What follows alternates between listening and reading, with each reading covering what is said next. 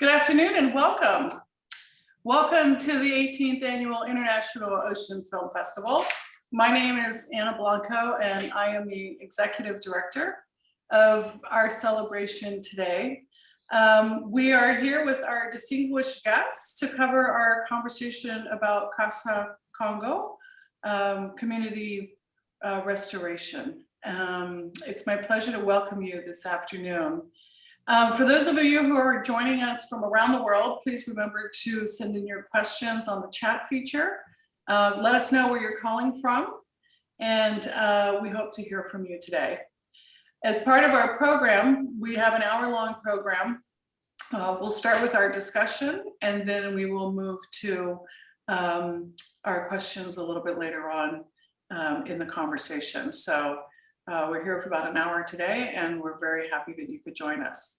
We only have about 3 days left of 18 days of film festival films, so there's still time to watch today's film if you haven't had a chance, Aurora, and all the other films that are presented virtually this year. So thank you for your support. We hope you enjoy the films. We hope you're inspired by the films, and we look forward to seeing you virtually. So thank you.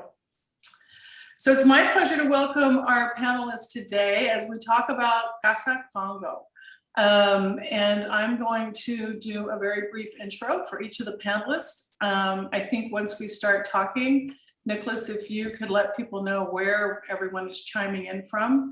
It's so nice to have a global audience, and that's part of being a member of the International Ocean Film Festival. We're very international and everyone's calling in from a different place today. So on today's panel, we have Nicholas Kasparek. He is a co-founder and managing director of Casa Congo, which is a school of conservation in Astillero, Nicaragua, which provides free ecological education to 240 local students and delivers projects in the fields of archaeology, built environments, conservation, and community development.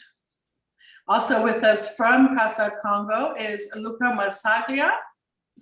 He is the co-founder and the director of conservation for Casa Congo. With us also is Alli. She is a National Geographic explorer, filmmaker, and she herself has been to Casa Congo. So I'm looking forward to hearing more about that.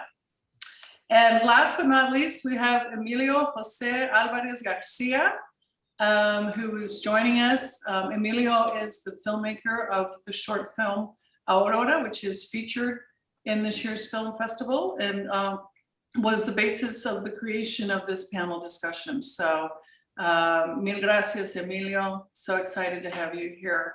Thank you so much. I think I'd like to start out our conversation by showing everybody a trailer for the film Aurora. So if you give me 1 minute here, I'm going to share my screen and we can watch the film.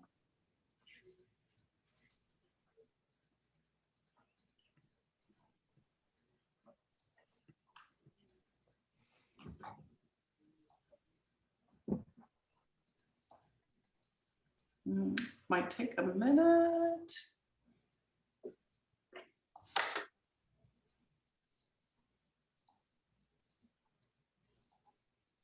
At dusk, when frigate birds leave, the newborn sea turtles can hatch safely. On one side. Try one more time. You know, we might, let's, here we go. Here we go. Give me 1 minute and we can go from here.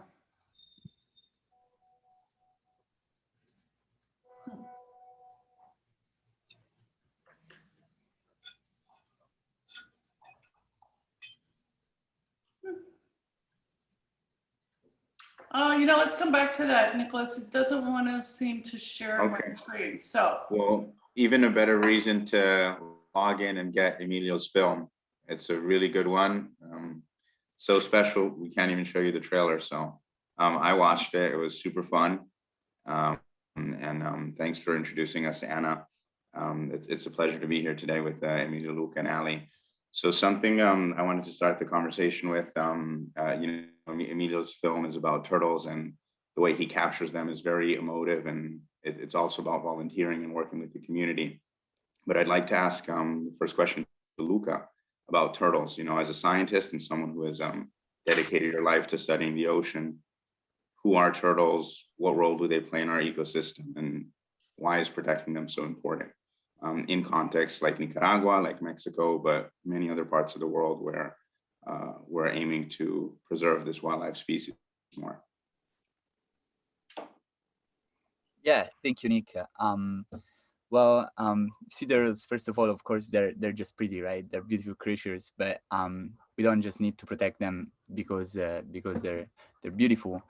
Healthy oceans need sea turtles. They are known to be a keystone species, which means that they're an important part of their environment and the ecosystem in which they live, because they can influence other species that are around them. And meaning that if this species is removed, this natural order can be somehow disrupted. So there are several reasons why they're really important for an ecosystem. For coral reef, for example, turtles help to control the overgrowth of some species like sponges and algae, and actually allow for a variety of species to grow. Another reason for which turtles are important is to control beach erosion, because when all of these turtles come on beaches and lay their eggs, these eggs, if they are hatched or not, they will release nutrients, important nutrients for vegetation to grow on this beach and control erosion. Then hatchlings, so the baby turtles, are actually also important prey for a variety of different species, which are part of a whole ecosystem. And in addition to that, there are species of sea turtles that actually eat jellyfish, which in turn eat larvae of fish. So if we remove sea turtles, we get more jellyfish, we get less larvae of fish, we get less fish. So turtles are keystone species and are extremely important for ecosystems around the world and for healthy ocean. And this is why we need to protect them, and we need to have them in our ocean. And as today, most of the sea turtles are endangered, and so there is work to do. And it's interesting to be here and having a conversation about this. Oh, thank you, Luca. Very in-depth perspective. I must say, I wish you'd explained it to me that way the first time we met and you brought me into Casa Congo, but that was very clear. I mean, turtles were so important that they inspired Emilio to do a really beautiful film. Emilio's gonna answer his question in Spanish, then Anna's gonna translate. But Emilio, what inspired you to do a film on turtles? What story are you telling, and what's the extent of the work that you're doing in Mexico? Hola a todos. En primer lugar, darles las gracias por compartir este panel. La razón principal por la que hicimos el cortometraje de Aurora, lo que nos inspiró a ello fue el hecho de que estuvimos varios años trabajando con los programas de conservación de fauna, flora y cultura de México, y el grupo Iscaret tienen distintos programas, entre ellos el de la guacamaya roja, el de los manatís, flamencos, tortugas, y el estar en contacto con todos estos programas nos hizo ver la importancia que tenían y todo lo que trabajaba mucha gente detrás de ellos, ¿no? No sé, Ana, si quieres que vaya parando para... Sí, me das un momentito. Emilio basically is saying, thank you for allowing me to be on the panel.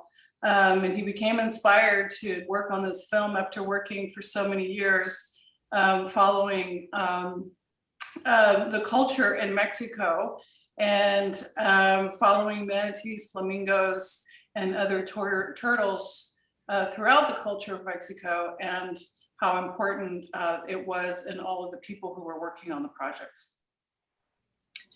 Originalmente lo que queríamos era hacer algo por amor, es decir, queríamos hacer algo alejado de cualquier cuestión, ¿cómo explicarlo? Después de muchos años trabajando en esta industria del audiovisual, uno empieza a darse cuenta de que todo lo hace por encargo, de que todo lo hace porque le contratan para hacerlo. Y este era un proyecto que queríamos hacer por voluntad, hacer algo, contar algo que importase, compartir una historia que fuese importante, que estuviese en nuestra comunidad, que tuviéramos cerca de nosotros. Y tomamos esta decisión porque junto con Daniel Gibran Mendoza, que es la persona con la que he producido el cortometraje, teníamos la posibilidad de acceder a la gente del campamento y poder ir los días necesarios para poder contar la historia. Originally, they wanted to make something that was heartfelt, that was born out of their love for the area. After working for so many years in the audiovisual industry, they wanted to share a story about their community that was simply driven by love for their work. And he did so with his partner, Daniel Mendoza, in producing this film. Y diría para concluir que la fortuna que tuvimos a la hora de hacer esta historia es que el primer día de grabación nos encontramos con Aurora Uribe, que era una chica muy joven, bueno, sigue siendo joven, pero cuando grabamos esto ya hace 3 años, tenía 19 años, estaba a punto de entrar en la universidad y decidió hacer el campamento para probar, para hacer algo que también le surgiera del corazón, y coincidimos. Ella quiso apuntarse y fue como al final el cortometraje tomó el nombre de la protagonista. So he says we got very lucky on the first day when they started to make the film, where they met Aurora Uribe, who is the protagonist in the film. She's a young woman who was 18 and since turned 19, but she was involved in the camp, and she agreed to help them make the film. And she later became the title of the film, which is Aurora. Oh, that's touching. Muchas gracias, Emilio, who's calling us from Mexico. Luca is currently on a sailboat near Ponza, but the stuff he's talking about is in Nicaragua, and Alli's calling us from the West Coast. So Emilio, thanks for your very inspiring words. Luca and Alli, back to you. You know, love is what I saw inspired Casa Congo when we first started that project. It has things in common with the story Emilio tells in Mexico. Luca, community-based conservation, it's the DNA of Casa Congo. That's how it started. Tell us a bit about the situation there. What are we doing about turtles, and how did you meet Alli? Like, how did your collaboration start? And what are all the things that are actually threatening turtles? I mean, at the end of Emilio's film, it says 1 out of 1,000 turtles make it after they hatch. It's a very endangered species. So Luca, shed some light. Yeah, thank you, Nick.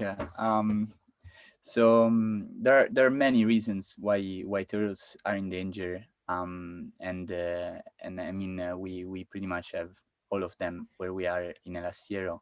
When I arrived to El Astillero, well, I found this amazing place, which is Giacosente, which is one of the only 7 beaches in the world where we have massive nesting of sea turtles, meaning that you'll have thousands of turtles that might come one night, up to 80,000 in 1 year. So it's an incredible show. However, and I was very passionate about marine biology and about these beautiful creatures and about these ecological processes, which were amazing.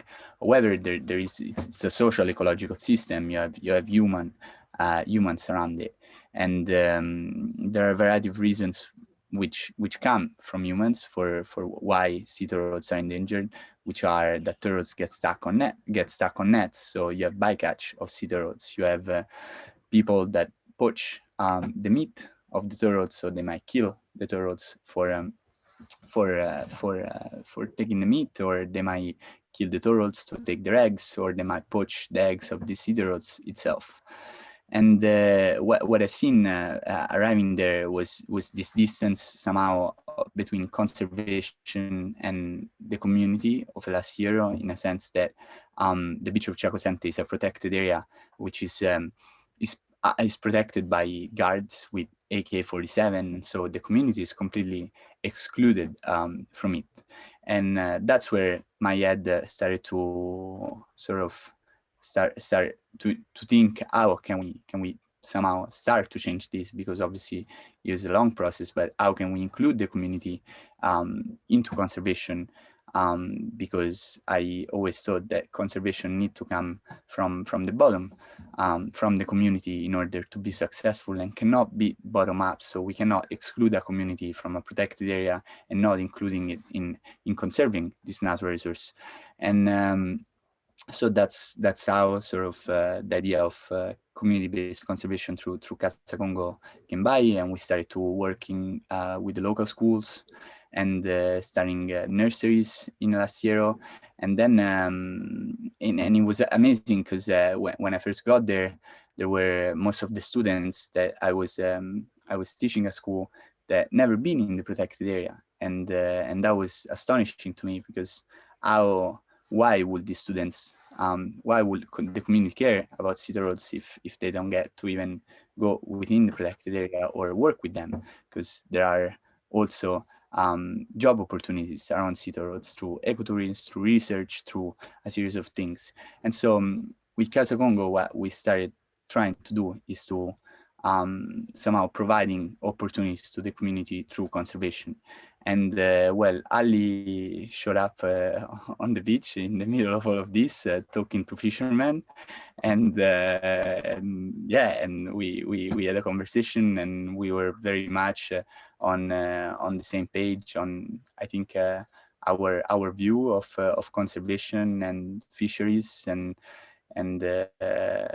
yeah, we started working together, and I'm sure Alli will tell you more about this, but.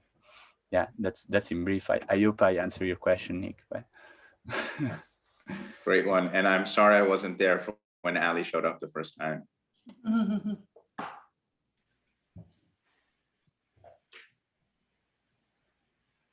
Alli, so fishermen and turtles, what inspired you to start that work? Yeah, fishermen and turtles. Well, yes, thank you so much, Nicholas. It's a joy to be here and get to nerd out on ocean content with you all. This is very fun. So thank you for the opportunity.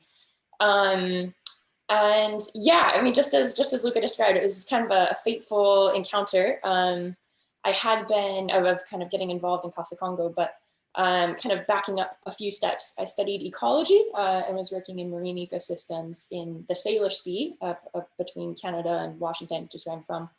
And was really seeing, kind of getting more interested in this interaction between resource users and scientists and decision makers, and how people were coming together over the same space of marine resources, but having very different perspectives on how it should be managed or what the benefits and costs are with working in this space. So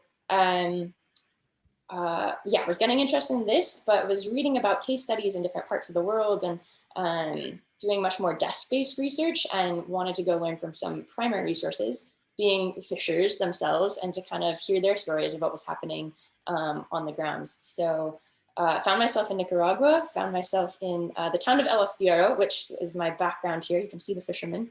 And yeah, fortunately met Luca and a local from El Astillero named Manuel, who both were kind of the fisher marine resource angled folks out of the Casa Congo crew. So really started talking with them more. Manuel introduced me to some fishers, Yorlene and Douglas, who kindly took me off to sea and just showed me what was happening out there, and sharing stories of their experience. And yeah, like Luca mentioned, they hadn't necessarily been to the nature reserve, which is just 5 kilometers north of El Astillero. So I wish I had a map, but you've got the Chacocente Nature Reserve along the Pacific coast of Nicaragua, and then just 5 kilometers south of that is this fishing community of El Astillero. And yeah, some stories that the fishermen told was largely around 3 different angles. They talked about the fishery, so which is a very common story that you hear now, is that fishers are catching fewer fish and smaller fish, and that to catch the food that they need or produce the livelihood that they need, they have to spend more time out at sea or start fishing for different creatures. Another big component that stood out was they talked about how they would accidentally catch turtles in their nets, and this is something that they actually expressed in more of a tone of frustration that they were catching something that one, they didn't want, and it actually would tangle up their nets so that it made it harder to catch fish. Two, they knew the value of sea turtles and didn't want to be catching them, so saw this as a really negative, unintended consequence of an activity that they needed to do to make a living. And then three, just based off of kind of what Luca was mentioning with all of the protection that's done around sea turtles in Nicaragua right now, there are ramifications if you catch a turtle and are caught with that turtle. You can get fined or arrested if you are caught bringing that to shore. So it was something that they didn't want to be doing largely, having these turtles accidentally caught in their nets. So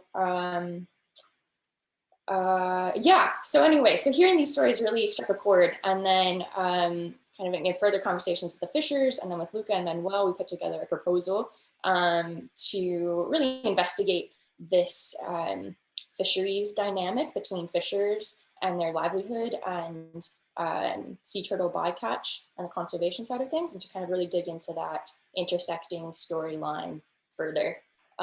So yeah, we pitched a proposal, and it, to our delight, got picked up by Nat Geo, and then we were able to run an observer program in 2019. So we had a few students, 3 students, Manuel, oh, sorry, not Manuel, Mirna, Jeffrey, and Joel. And they went out to sea with fishers, collected data on what the fishers were catching, where they were catching it, how much, with what gear. And then also in that, they would record when they caught a turtle. And so really what we were interested in was kind of understanding what variables, be it, distance from shore, or the type of gear that's being used, or what the fishing season in, which month they were fishing in, kind of looking at all those nitty gritty details to understand what drives a sea turtle bycatch event. And then the idea with that is, once we kind of understand more fishing practices and ramifications, then we can really start kind of fine tuning and working with fishers to understand what they want to fine tune in order to decrease turtle bycatch and keep their fish catch sustained and producing for them, so that they can continue contributing to their communities. So yeah, it's awesome, Alli. I'll pause. Yeah, no, that's so fascinating to hear in terms of the whole ecosystem from a social perspective and environmental perspective, and it's all connected, right? The turtles, the fishermen, fishing is their livelihood. In Emilio's case, it's really a lot of local volunteering and also working along that whole coast across multiple locations. It's something all of you have said in common that I'd like to unpick with you, Luca, or Alli, and then after with you, Emilio. So I'll also ask the question in Spanish. Is you mentioned Manuel and the local students. Luca, you also mentioned Manuel at the beginning, Manuel Cortez. What is the importance of finding a local community leader, a local community stakeholder that you can work with to facilitate these projects? Entonces, Emilio, también para ti, la relación que tú puedes tener con una persona como Aurora, que es la inspiración del film, qué importancia tiene tener un líder o una persona en la comunidad local para apoyar el proyecto y traerlo más adelante. Entonces, pregunto antes a Luca y Alli, después a ti. For me, it's very simple. Conservation does not work without the involvement of the local community where conservation is happening. If the community around it, or that live close to this natural resource that you're trying to protect, that can be a beach, that can be a forest, if you're not including the community, it doesn't work. And finding for us was Manuel, finding like a person that is passionate about the environment, that is dedicated and that believes in, like, again, opportunities for the community through conservation and all of that. It's really important for projects, I think, like Casa Congo and other conservation projects. And I think for conservation, it's really the only way that can work, with like finding local leaders and like help them out, like help to set something up. But our objective with Casa Congo is I mean, this is their project more than ours, like than mine, than yours, Nick, and then other people of the team. And I think personally, that's the only way conservation can work, if it's community based, if it's coming from the bottom. Yeah. Thanks, Luca. Alli, your relationship with any of the fishermen in particular, and then we'll switch to Emilio. Yeah, sure, thanks. Yeah, I think with the relationship with the fishermen, just from the start, I mean, the stories that they shared really drove the questions that we started asking for the research. And I think furthermore, the results that come of it, you know, we've got some primary results right now, but those results will need to be presented to the fishers to then consider and decide, one, what are they willing to adopt? Two, what kind of trajectory are they wanting for the fishery in the future? And then looking at what is necessary in order to get to where they want in the end. So they're the ones who are most impacted by the decisions that are made or are not made by governments or by themselves in this community. So I think, yeah, at the end of the day, you can come up with policies or management recommendations, but if it's not fitting for the local context, many studies have shown that it's just not, it's not nearly as effective if you have the people who are directly impacted by the decisions behind the initiative. So I think if we're really getting into conservation and kind of the big tasks ahead of us and the limited resources that we have, they need to be really fine-tuned, and we need to know that they're actually going to be taken up. And so I think that is where, yeah, we do have to involve communities so that we can ensure that it's things that they want. Mm-hmm. Always fascinated me, both, you know, the way you and Luca have approached conservation in a business way, also working with the local communities. It's a real collaboration, and you're building something together. Emilio, tell us about Aurora. Bueno, en el caso de Aurora, o de lo que ocurre aquí en los campamentos de la zona de Riviera Maya, yo diría que finalmente todo es una cadena, ¿no? Y que todos, de alguna manera, como nosotros nos inspiramos en Aurora, cuando llegamos al campamento, allí encontramos al líder, por ejemplo, a Leonel Gómez, que es la persona que está encargada, el director del proyecto de tortugueros, y que de alguna manera él es el ejemplo perfecto. Es decir, cualquier persona que llega al campamento sabe que tiene en él un referente, porque él es el primero que se despierta, el primero que sale a caminar. Él es el que te da la capacitación cuando llegas y te explica qué es lo que está sucediendo allí, por qué es importante. De alguna manera puedes ver en esa persona todo lo que necesitas para inspirarte. Ana. So yes, so basically when they first got to the camp, they met Leonel Gonzalez, and he's the perfect example of a community leader. He was the first to get up in the morning and the first to get out and get up and go. And everybody who met him became inspired by him. And he was a perfect example of why it was important for what they were doing. Y creo que, como dicen Luca y Alli, ¿no? Trabajar con la comunidad creo que es importante. De alguna manera, muchos de los voluntarios que hay aquí también son de la zona. Y eso ayuda a que de alguna manera se extienda el mensaje de lo importante que es el cuidar a las especies. Y creo que es conveniente indicar una cosa, que es que cuando aquí se habla, por ejemplo, de proteger a estas especies, el principal enemigo es el hombre, es el propio hombre, somos nosotros. Y aquí en la zona en la que estamos, que es una zona de turismo, es una zona de hoteles, es una zona de grandes cadenas hoteleras. Estas playas son playas muy atractivas para algunas empresas, muy atractivas para el turista que quiere llegar a una playa virgen. Y estos campamentos se preocupan en parte en hacer entender a la gente que estos lugares no son solo para el disfrute del humano, también son parte de un ecosistema y de un lugar donde vienen las tortugas a desovar. Since the volunteers from the campsite that are featured in Emilio's film, most of them are locals, They're in the immediate area of where this campsite is, and they're the ones who gets the word out. It's also important to mention that the real danger here is man himself or humanity.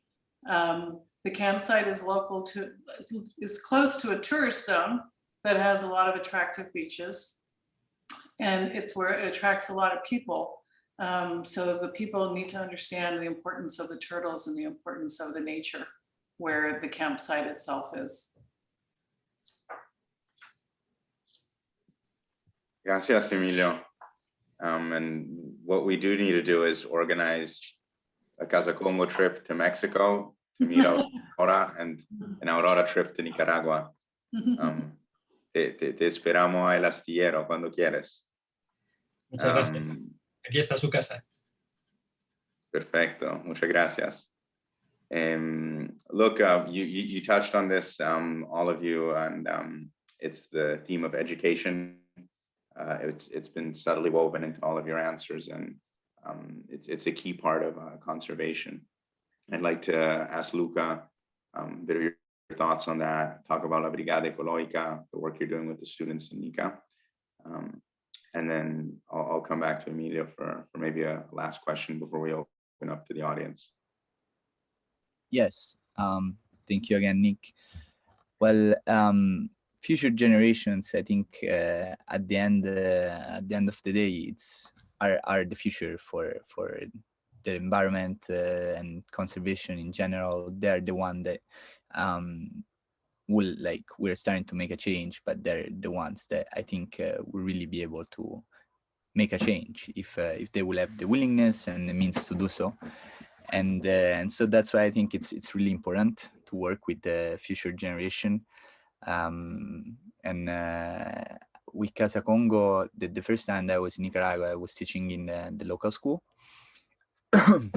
and I started to notice that I was having this like quite just face-to-face classes, like theoretical classes, like in the classrooms, and yeah, I just thought, yeah, that surely was useful, but at the same time was somehow boring and not like so inspiring for students. So with Casa Congo, what we started to do is to create this group of students called the Brigada Ecologica, which started sort of as an extra curriculum activity that students will come to do 3 times a week.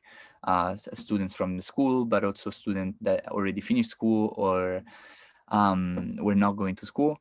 And we will go out in the protected area, working on different projects on the ground, like the turtle nurseries, but also like beach cleanups, or going to do bird watching, or going to plant trees. And so really just involving students hands-on with conservation projects on the ground. And not solely like talking about conservation and why a turtle is important, and why, again, these ecological processes and all of that, which is really important, and we still do that, but also in involving them in projects that at the end of the day are also fun, and yeah, are inspiring for them. I just received a text from one of the, now we have Manuel, which is the director of this program, and then we have 4 guys that did this program for the past 3 years that are the coordinators of the program, so that they help Manuel in carrying the classes, the work with the nursery and all of that work. And I received a message from one of them telling me that there was this hole, like the bird, that there were some kids in the community that were throwing rocks at it, and there were one of the kids that attended that was in the program of the young kids, told by one of the guys, went there and stopped this kid, and the other kid then seems like, yeah, he was sorry, he started to say sorry, and that he didn't know that was bad to do so. So I think that's like working with young generation and with students is really important, and that's what we try to do also at Casa Congo. Look, it's those simple things, you know, sometimes just those gestures, and you really see that, you know, children and students are getting it. Alli, film as an educational tool, because, you're in science, but you're also in film. What do you think about film from that perspective?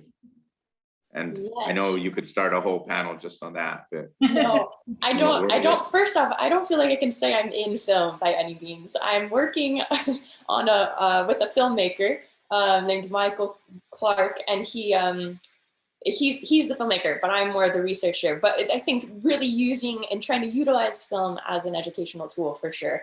And I definitely, I mean, BBC and Planet Earth was really kind of what inspired me to get into the field I'm in now. So yeah, I think it is hugely impactful way just to inspire empathy and to hear stories. And I think for the intention of the film that we're working on is really trying to elevate fishers' voices, because I think in the conservation conversations, sometimes it's I think turtles are hugely important, and we need them, and they're the megafauna. We need to focus on that for sure.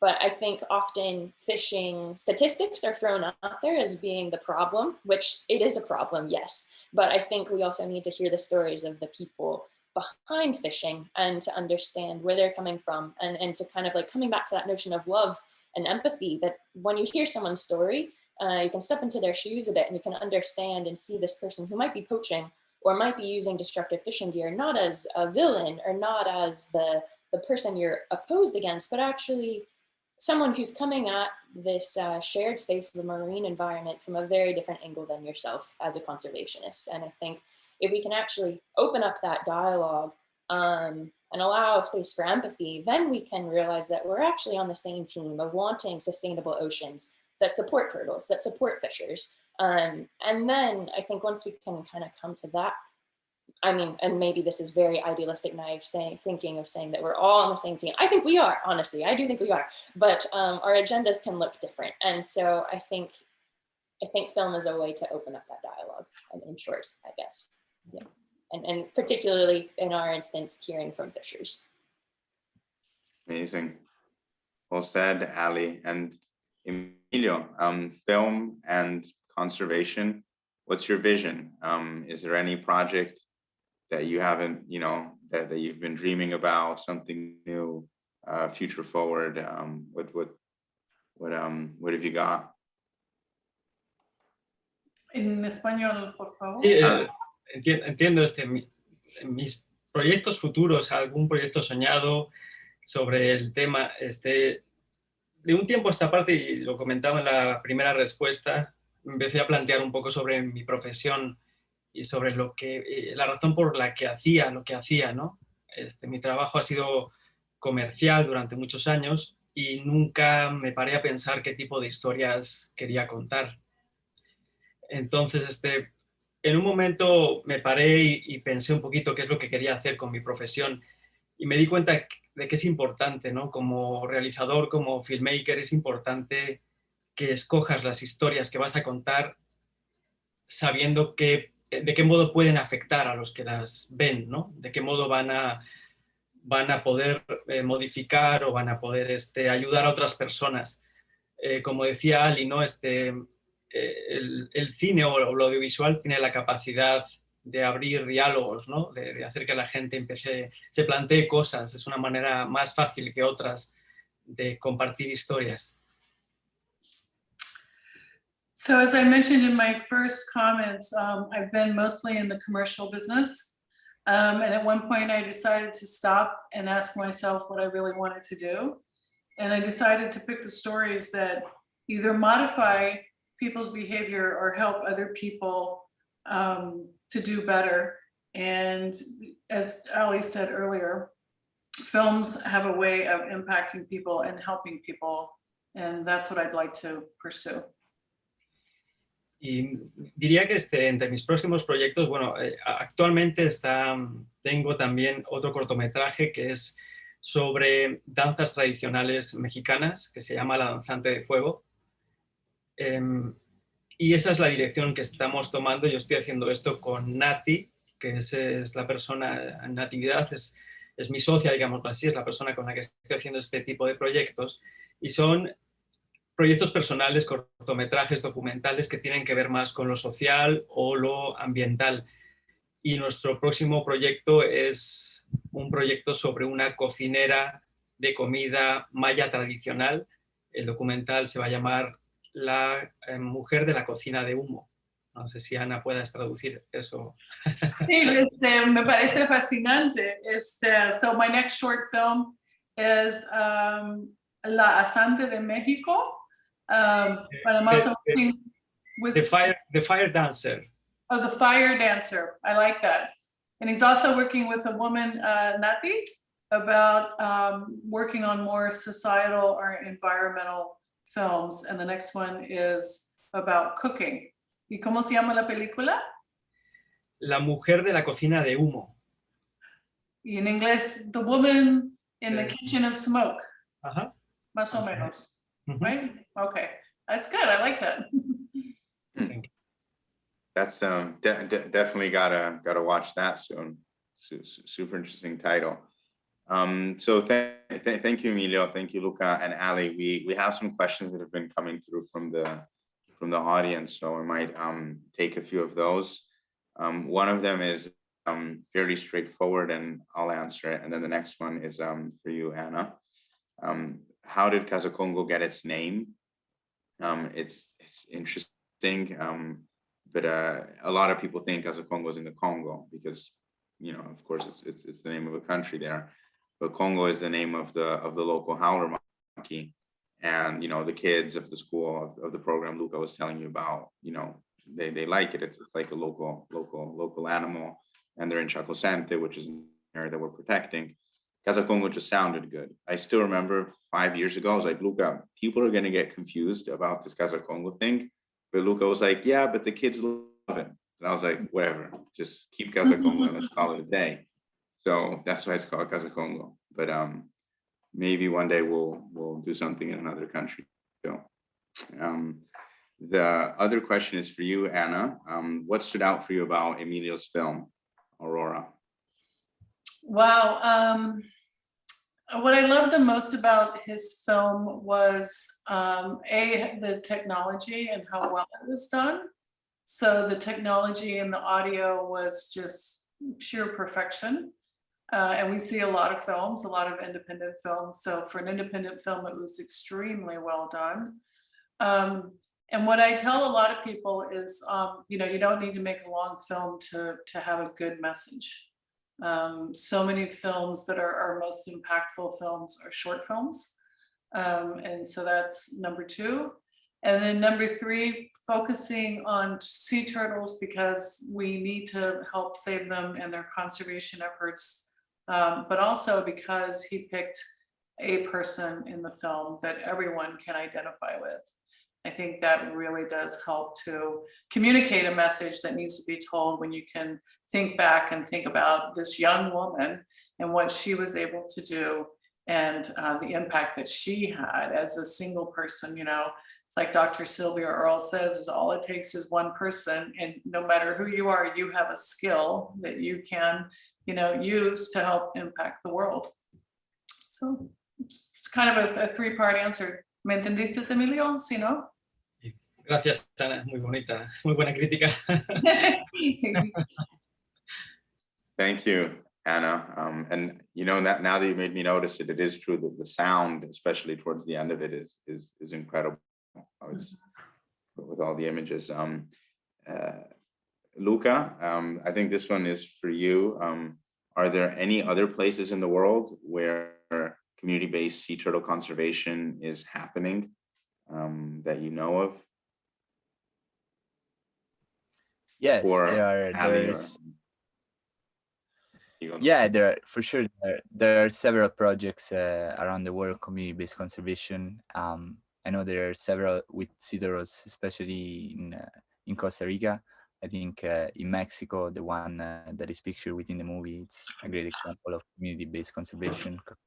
It looked like to me from the movie, and also talking to Daniel the other time, that the project is community-driven, and so there are a lot of projects, and there's definitely been different, like a change from, like, if we look at 10-15 years ago, even 10-15 years ago, where conservation was highly focused on what is called fortress conservation, so again excluding the human from a protected area or from conservation. Now we're moving towards community-based conservation, so getting conservation to be driven from the community itself.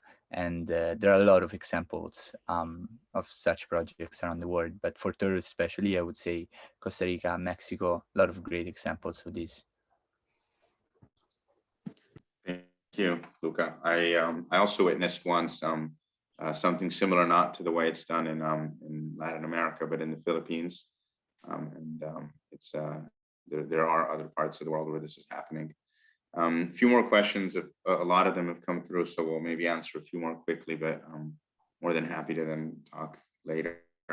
How does one volunteer for either Casa Congo or the camp in Mexico? For Casa Congo is fairly simple. We have a website. You can contact us on social media or just reach out with an email, hola@casacongo.org. The pandemic has slowed things down a bit. So depending where you are, it may be harder to reach Casa Congo, but hopefully in a few months, as things get back to normality, where we'll have our arms wide open and people can either come for a casual volunteering experience, just to, hang out on the beach, surf and help out, or you can come with a more serious project and do some research, participate in things like Alli has been doing, or the programs Luca does. Emilio, para poner un ayudo en México. Digo, aquí con el programa de Flora, Fauna y Cultura, también es a través de la página web, puede la gente que quiera colaborar hacerlo. La página es florafaunaYcultura.org. Flora, fauna y cultura. FlorafaunaYcultura.org is the website, and we'll post that in the chat, and we'll also post it on our website. Once this recording is downloaded and added to the IOFF website, we'll add the link for that as well. Awesome. Thank you. What are the future plans for Casa Congo? I'll take that quickly because that may be a question that will open up another long panel. But we've ultimately started Casa Congo with a long-term view that Luca, myself, and everyone, we want to make ourselves redundant. We want the community to take full ownership of the project, operationally, financially, culturally, and to run the venue without us. We're always going to see ourselves as part of that project. We'll always check in. We have perhaps a few new locations that we're looking to start, but definitely the future plan for Casa Congo is to leave that project in the hands of the community that ultimately have ownership of it. Including the fishermen, including Manuel, including the kids at the Brigada Ecologica, including the carpenters building projects with bamboo, the women working in the agroecology projects and doing the wash projects. So it's about leaving this legacy with them. Question 4. Actually, no, 6. Sorry, I'm reading. I'm on my phone. Do you think that the future Casa Congo projects will involve communities nearby Astillero, Luca? Yes, absolutely. And actually, this year we're starting to expand our education program to 2 other communities, which are inside the Chacosente protected area. And last year we had a few students that were coming not from El Astillero, but from nearby communities too. And absolutely, I think if we want to have an impact at a regional level, we need to. So we need to, for sure, scale this up to nearby communities. And I think this is also very much applicable to fisheries, because yes, there is a fishery in El Astillero, but there is fisheries that also play a really big role, like just a few kilometers away from El Astillero, and so it's really important, I think, to try to collaborate and work also with nearby communities. So I'd say absolutely, yeah, it's working at a regional level would be best for sure, and we're trying to do so. Thanks, Luca. And I mean, that's a lot to do also with the relationships Casa Congo has in Nicaragua with organizations like Marena, which is the local Ministry of Environment that is helping us in these projects. Some of the questions we're getting are about how does Casa Congo raise funds and what is the business model? Do we work with government? It's a combination of stakeholders, public and private. In Nicaragua, we have support from, as I said, Marena, INVUR, which is the local housing institute, helping us with social housing projects. We also have private donors that want to help for philanthropic purposes. And then we have the volunteering aspect. So volunteering and ecotourism also allows the locals to generate an income similar to the place Emilio has in his film. And it's a lot of local tourism and local volunteering that brings activity to that region. So it's very important when you set these things up to not just have one main source of funding like the government or just one big corporate sponsor, because then you leave the local community more exposed in terms of continuing the project sustainably. Question from Marina. This one is interesting. In cases such as elephants destroying crops in Africa, areas with more prominent wildlife conflict, do you believe there's another answer that is different from community conservation? Or is that more about finding the right means of applying conservation? And maybe Luca and Alli, obviously different species, but have you tried alternatives of community-based conservation? Have they failed? Have they worked? Or are you very strong on everything we've just spoken about and you think it's the best way? Can I jump in on that one? Luca, please backfill and add. But yeah, I think that's a really good point. And I think community-based conservation is a really key piece, but I don't think you can necessarily have, it's not the end all be all silver bullet solution. I think sometimes you need a toolkit, right? Like you don't just, not one hammer is going to do all the things that you need it to do all the time. Sometimes you need a wrench, and I think conservation is similar in that sense. So I think in terms of management, community-based is a key one, but then you also have other places where something like co-management, where it's community with government and very much a partner, and they kind of can use like a check and balance system. And I think that can be really effective in different situations, especially where like the government and the community might value the resource differently. So, for example, if communities are not on board with elephant conservation, then maybe that is a chance where the government needs to step in and provide some incentive or different communication tools, or just more consultation with opening up that dialogue with communities to understand where they're coming from, what their perspective is, and why they are not on board for this conversation. So I think government does have a big role to play in supporting these initiatives, but I think sometimes, I guess with that, I don't think it can be a fully top-down structure. I think it can be bottom-up or halfway with both parties coming into play, but I think it does need to be a mix. I think another big part of that too, is innovation and technology, I think can have a really helpful role. So that's, again, it can be community driven, but also maybe where government research or NGO research can be really effective in coming up with innovative solutions that make things less taxing for communities to jump on board for conservation. So for example, I don't know what it is exactly in elephant conservation. It sounds like you know some bit about elephant conservation, so you probably know more about this, but I'm pretty sure there's some use of like sound systems that keep elephants out of fields, and kind of where that's seen with turtles. There's been research that's shown if you put LED lights on turtle nets, that the turtles can see that, and that tool actually decreases sea turtle bycatch by 60%. So I think, yeah, I think innovation in other disciplines has a really big role to play in driving conservation as well. Thanks, Alli. That was a hard one, so sorry for the curveball. While I've got you here, what excited you the most of Casa Congo? And then probably take one more question after that. What excited me about Casa Congo? Yeah, I mean, or anyone.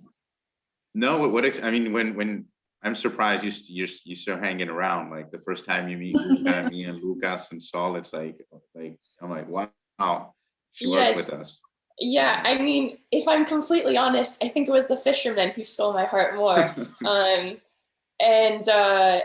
But Casa Congo was huge in actually being able to open up that door of getting to talk with the fishermen, because Manuel was there. He was a son of a fisherman, and introduced me to fishers. And so I think the biggest piece was realizing how much more you can do together. Like, there's no way that I could have ran with this research project had it not been for community partnerships and partnership with Casa Congo. So I think that's where, like, realizing that this is not a one-person solution, conservation, it really is a team effort, and Casa Congo had those built-in relationships, and I think the vision, and honestly, I was very impressed with their gumption to jump in and realize that you can have a lot of impact as a team of people. And they definitely had a growth mindset and a visionary perspective that I didn't have at that time. So that was incredibly inspiring for me to see that you can make a lot of change.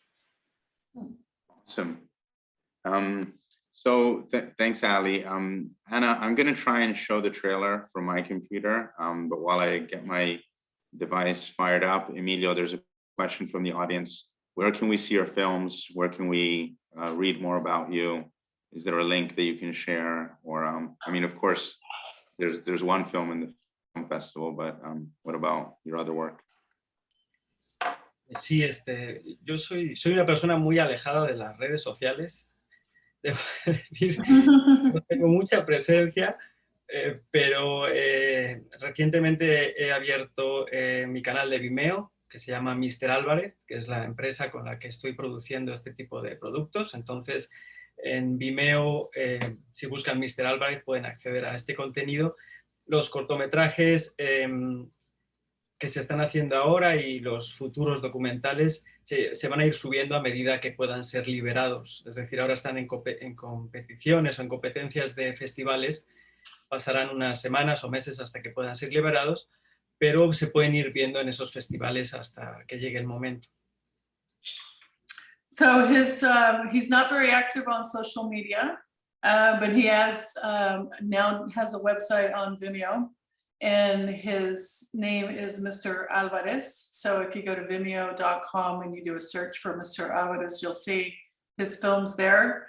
There's mostly short films, and as they become available, they'll be continued to be added to Vimeo. Right now, they're in competition at film festivals, but when they become available, they'll be on his Vimeo channel.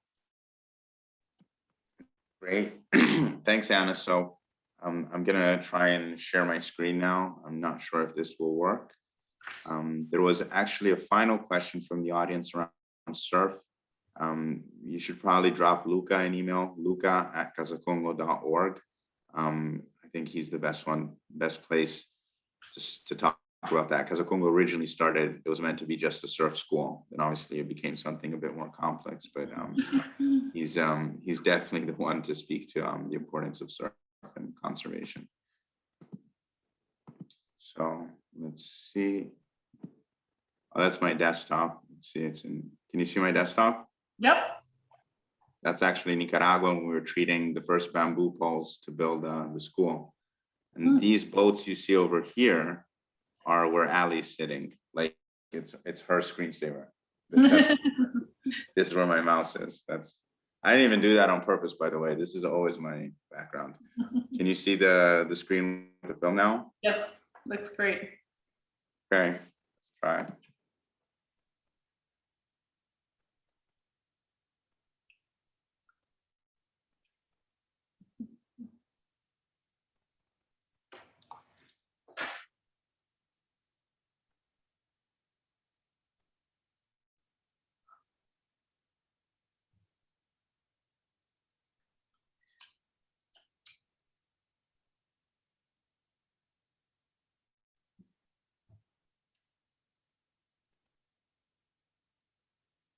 Nicholas, if you want to try it one more time with some volume? I didn't hear it. I don't know if anybody else heard it or not, but one more time with audio.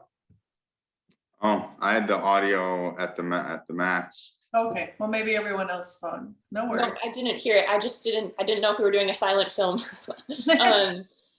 I don't know if you need to weave it through. I'm not sure. We should share the link, Anna. Maybe the audio isn't. Okay, we'll do that. Because it's going through live streaming. That's probably why the Zoom doesn't pick up the audio. Doesn't like it. Okay, no worries. We'll share it. We'll share it. And in any event, the full film is available too. So might as well see the whole film, not just the trailer. Yep. So let me see if there's any further questions. There's actually a couple. But Anna, any closing remarks from you? I mean, thank you so much for hosting us and for connecting us. And it's been a pleasure to be here. No, thank you all so much. Learning about community-based conservation is so important, and I'm so glad we were able to bring Emilio's friend film and what you guys are doing in Casa Congo. So, you know, Mexico, Nicaragua. I mean, I think it was just really interesting and informative, and there's so much we can do on the ground with communities like this, but also with film. So thank you all. And I can't wait to hear more about what's next for Casa Congo and what's next for Emilio as well. So thank you for being a part of our conversation today. And looking forward to seeing you guys again. I know our paths will cross again in the future. So can't thank you enough. Mil gracias, Emilio. Muchas gracias, Ana. Ha sido un placer y muchas gracias por dejar el cortometraje participar en el festival. Thanks, Emilio. Well, thank you all. Alli, Luca, any closing words? Yeah, thank you very much, Anna, for giving us the opportunity to be here. Thank you, Emilio, for sharing your movie with us. I really enjoyed it, and yeah, I look forward to see your next movie. You have a new fan for sure, so era un nuevo fan. Gracias por compartir tu película con nosotros y ha sido un placer estar aquí contigo hoy. Y nada, thank you everyone. Thank you also Alli for being with us today. And yeah, thank you again, Anna, and the International Ocean Film Festival for having us today. Yeah, thank you. Just to add to the sentiments, it's been really a joy to be here and super inspiring just through all the different film festival panels and films. So thank you so much for organizing that, Anna, and Emilio. Thank you for sharing your film. It's nice to see and touch base with another turtle conservationist in another Latin American country. So thank you. This has been an honor. Mm-hmm. And thank you, Nick and Luca, of course, for sharing the Casa Congo feels. All right. Well, have a good evening, everyone.